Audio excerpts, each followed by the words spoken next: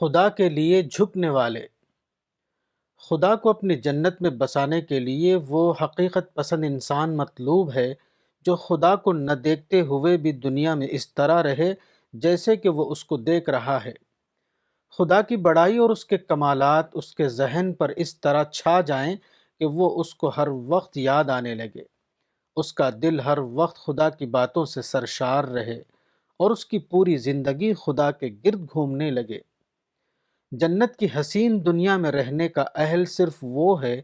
جو خدا کو اس طرح اپنا معبود بنا لے کہ وہی اس کی زندگی بن جائے، جو اپنے شعور کو اس حد تک ترقی دے کہ اپنے آپ کو اپنے سے الگ ہو کر دیکھنے لگے، جو خود مختار ہو کر بھی پابند زندگی گزارے، جو آزاد ہو کر بھی اپنی آزادی کو مقرر دائرے میں استعمال کرے۔ یہ بلند نظری اور حقیقت پسندی کا وہ مقام ہے جہاں آدمی نفسیاتی پردوں سے باہر آ کر سوچتا ہے،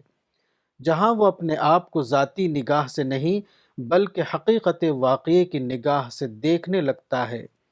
جہاں وہ مجبور نہ ہوتے ہوئے بھی ہماتن اپنے آپ کو اپنے آقا کے آگے جھکا دیتا ہے،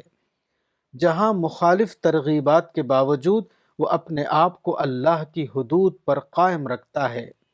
جہاں ڈھٹائی کے مواقع ہوتے ہوئے بھی وہ سرتاپا اپنے کو حق کے آگے ڈال دیتا ہے۔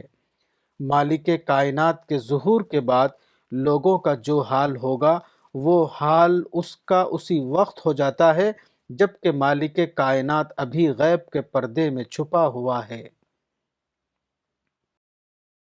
کتاب باغ جنت، مولانا وحید الدین خان، صفحہ نمبر 46۔